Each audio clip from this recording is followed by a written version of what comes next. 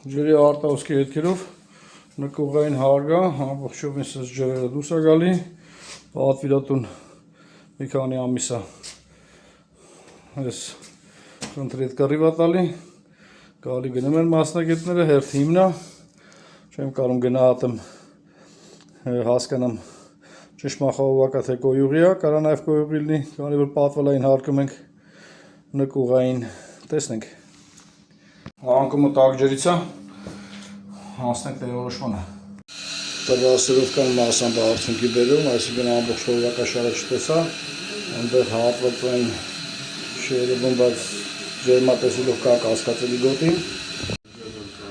Սա է, հասնենք լսումների, խորովակաշարը ընդհանուր չերևաց։